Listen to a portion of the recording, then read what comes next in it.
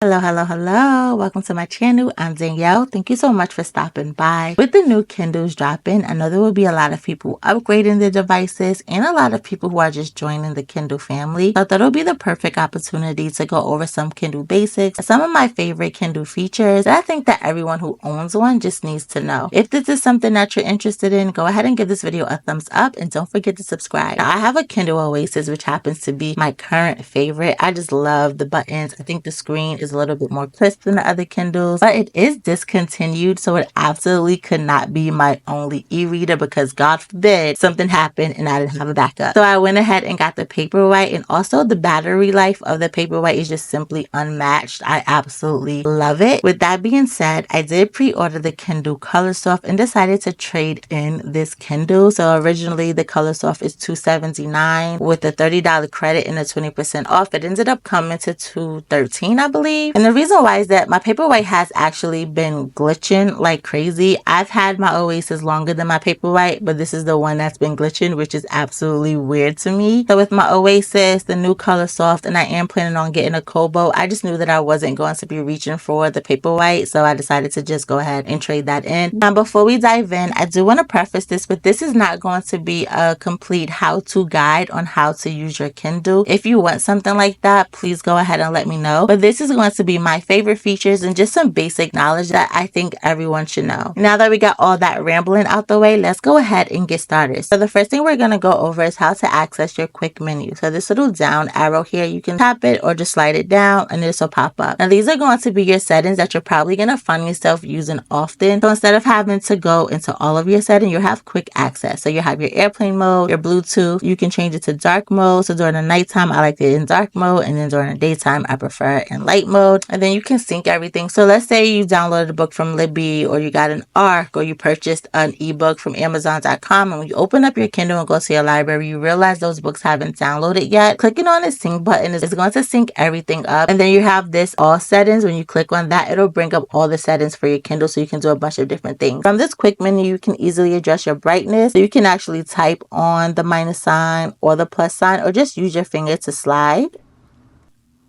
And then you can do the same thing with your warmth. So you can go ahead and adjust how warm you want your screen to be. You can also go ahead and set a warmth schedule if you want. So you can click on there. Then you can toggle on warmth schedule. And then you can do it automatically. So you'll change the warmth at sunset or sunrise. You can do it manually and set specific times. And then you can adjust what the warmth you want to add. Now for my Kindle Paperwhite, the screensaver that you see is just going to be one of the Kindle's default screensavers. While on my Oasis, you see that my screensaver is actually the book that I'm currently reading, or the book that you just opened. That's going to be the screensaver, and I'm going to show you how to change that. So I'm just going to go to my quick menu, and I'm going to select all settings there. Now I'm going to go ahead and choose screen and brightness. The very first option that you see there is going to say show covers on lock screen. Just going to toggle that on there. I'm going to exit it. Now when I go ahead and turn my Paperwhite off, it's going to bring up the last book that I opened. If you've ever had anyone offering an ARC actually for your Kindle email or NetGalley or even Libby, I'm going to show you how to find that. Yes, you can go ahead and find it on your Amazon account, but you can also find it within your settings here. So another way that you can get to all of your settings are these three dots there, and you're just going to click on settings, and then you're going to go to your account, and then you're going to see where it says send to Kindle email, and it'll bring up your Kindle email right there. Now opening up a book, as you can see, I have the time showing there. That is not a default setting. I'm going to go ahead and show you how you can display the time even while you're reading the book. I'm going to tap towards the top of my screen to bring up the menu. I find that if I tap in the middle and things like that, it'll start turning the page. So for me, tapping at the top or the very bottom kind of helps me out. I'm going to go ahead and click on these A's there, and then I'm going to go to more, and then you'll see the option where it says show clock while reading. You just want to make sure that that is toggled on. So lately I've been wanting to organize my library a little bit more, and a great way to do that is to create a collection. So using these three buttons here, at the very bottom you're going to see create a collection, and this is going to be you just creating a category. So let's say I want to create a collection of all of my paranormal romance books. So I'm just going to type in a title, and I'm just going to create. Once you hit create, it's going to bring up all of your books that you have here, and then you're just going to scroll, find the books that you want to add to that collection. So once you've chosen the books that you want to add to your collection, you're just going to go ahead and click save. Now, when I go to my library, my collections are actually going to be mixed in. So when you click on a collection, all the books that you added is going to show in. So if you want to be in collection view, you're just going to go ahead to the sort button there. And then you're going to see view options. You can click on collection. So now your library is going to look like this. So you're going to have the collections that you actually created. And then anything that you have not put in one of those other folders will be under uncollected there. So I think this is just a really cool way to organize things. So I've been playing around with it to see how I want to do it. It's going to be a little bit time consuming, but I'm down for that because I love organization, especially my tech. No matter how I feel about Goodreads, it is kind of one of my favorite ways to track my ebooks, because I mostly read ebooks through my Kindle. When you click on these three buttons and you tap on Goodreads, this is what you're going to see here. Now, what I love about this is going to be all of the books that you own or downloaded, but not just the ebooks. Or you purchase any physical copies from Amazon, all of those are going to show up here. So for example, Monday's Not Coming, Out on a Limb, An Academy for Liars, Amari and the Great Game, Shatter Me. I own all of these physically and it still shows up here. So you can add a rating. You can also choose a category by clicking on those little books there. You can choose if you read it, if you're currently reading it, or if you want to read it. So no matter how I feel about Goodreads, because of this whole Amazon ecosystem, it is so seamless. And now let's go back into the books and talk about some of the features there. If you want to adjust your font size, you can actually pinch to make it smaller, or you can kind of zoom out to make it larger. Of course, you also have the option to do it another way that I'll show you soon, but I think that feature is just so cool. So I love that. You can use 2 fingers to do it. Go smaller, 2 fingers to zoom out. My sweet spot is typically 7 or 8. What's yours? So as you can see on my page, I have it to where I'm displaying the page that I'm on, but you can change that up if you wanted to show something else. So if you tap that, you have the option to show how much time is left on a chapter. You tap it again. You have the option to show how much time is left in the entire book. Tap it again. You have the option to show the location.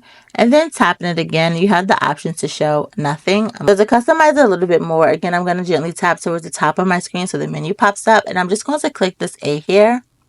And this is where you're going to be able to customize your reading experience. So you have a few themes. So custom is where you're going to go ahead and change everything within here. You have standard, which changes the font. You have compact, which makes it really small. You have large, which is going to display it a little larger. I'm just going to click custom again. Now you can go into your font and you can change what font you like. I like Baskerville. That's my current favorite one. There's a couple of ones that you can choose from, but I tend to stick with Palatino and Baskerville. Go back, you can change your layout. So this is just your orientation. So I'm using the Oasis so I can read it this way if I wanted to. I'm not going to change that, but you have your alignments if you want it centered, to the left, your margins, your line spacing, and then you have more, and this is where you can also adjust what you want displayed on the bottom left. So page and book, time left, none, time left in chapter, location and book. And I'm going to go back, and then you can show, and then I've already went over this, show clock while reading, book mentions. So if a book is name dropping another book in there, it'll identify the names of it. You can toggle on whether or not you want to show about this book. So when you first open a new book that you downloaded, it'll pop up with a little menu and you'll have the option to go ahead and choose about this book.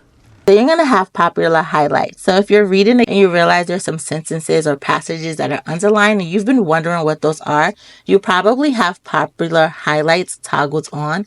And that's basically exactly what it sounds. So anyone who has been reading this book and highlighting stuff, it kind of keeps a tally of some of the lines that have been highlighted the most, and it'll display it. You can always toggle that off. I kind of like seeing that feature to see if the same lines that stand out to me also stand out to other people. And then you have your highlight menu. So when you are holding down on the word or you're going to highlight, a little menu will pop up, and I'm going to show you that soon. So while we're here, let's talk about some highlighting. So if you hold it down and you kind of scroll over to something that you want to highlight, this is the menu that I just said that will pop up. So you have the option to undo. You can go ahead and type in a note. So if you want to remember why you highlighted, you can write it here. You want to give a reaction to something, you can type it in here. I'm just going to type nothing, and you're just going to hit save. So now with that highlight, you see this little page here, and that's going to show you that you left a note. If you tap on something that you highlighted, you can easily delete the highlight. The note will still stay, so you have to click on that note too. If you want to delete that, you can go ahead and edit or delete that there. So if you click on maybe just like a word or something, it won't immediately highlight if it's just a word.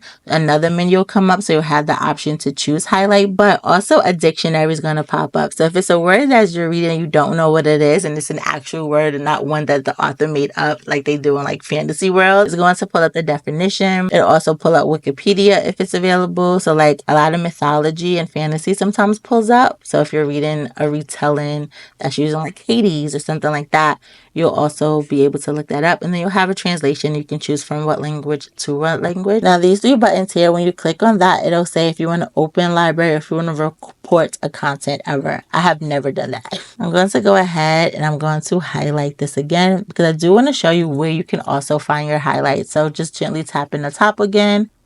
This little notebook right there, clicking on that is where you're going to be able to see all of your annotations, your notes. And then this is all that I have, but if you have more, you'll be able to go ahead and scroll down. You will have the option to export your annotation. So clicking on this little button here, it's going to tell you that it's going to export your note to the email that is associated with. Now, I have a lot of people here for the reading journal experience, so real quick, I want to give you a bonus tip. What I love about the whole Kindle ecosystem is that it's going to sync across devices. So even if I read on my Kindle, when I pull it up on my iPad, as long as I sync it, it'll pop up to my most recently read page. But what's really cool about this is going to the notebook here, you'll see your annotations. One of the ways I get my favorite quotes into my reading journal spread is just copy and pasting. So going to these three dots here, I'm going to go ahead and copy, and then I'm just going to scroll over to my reading journal spread. I'm going to long hold, and I'm just going to paste it. So now the quote that I got, I don't know why I picked that one, but now the quote that I just copied from the Kindle app is now on my reading journal, so you can go ahead and fill out your quote section there. Just a fun quick bonus tip for you guys. So we talked about the dictionary and looking up words, but usually you don't have a pen and paper to jot down those definitions. So I'm going to show you how to access the words that you just looked up. So you're going to gently click, bring this menu up, click on those three buttons and go to vocabulary builder there. So now all of the things that you looked up, now listen y'all, most of this was on accident, so don't judge me, but all of the last things that you did is going to be there. So if you click on the word, it'll bring up that dictionary there. So even if you're reading a Kindle Unlimited book and you send it back to Kindle Unlimited, your vocabulary will still be there. So we are going to go into our settings so you can see how you can save the words that you looked up. So I'm going to go to all settings.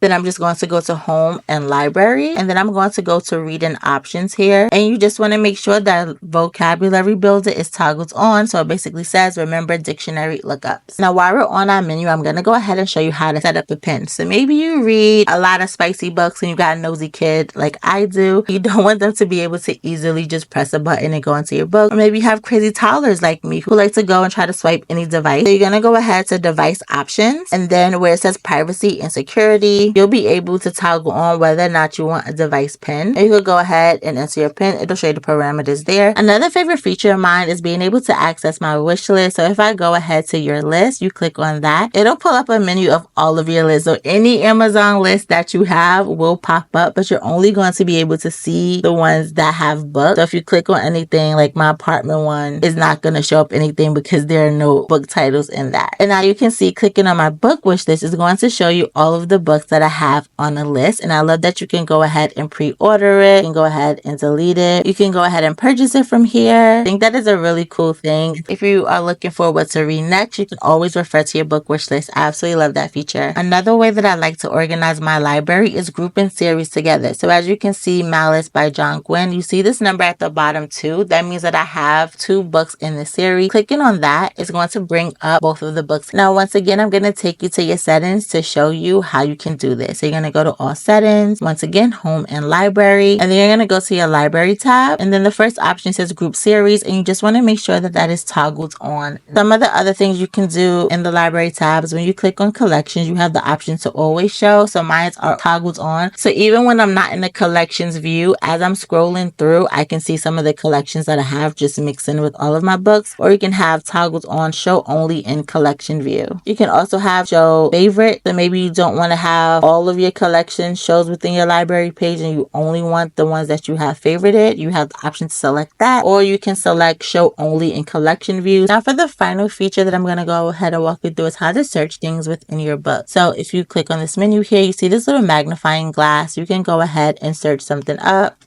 And I'm just going to my recent search when I recorded this before is gods. Then you have a display where everything shows. You also have the option to search where that word or the whatever phrase you looked up is in your notes and highlights, or you can have it to where it's just within a book. So 526 times the word gods or God is in this book. Cool. Thank you all so much for watching. If this video was helpful to you in any way, please go ahead and give this video a thumbs up. Share it if you can. For all things bookish, planning, and the occasional tech, go ahead and subscribe. Bye.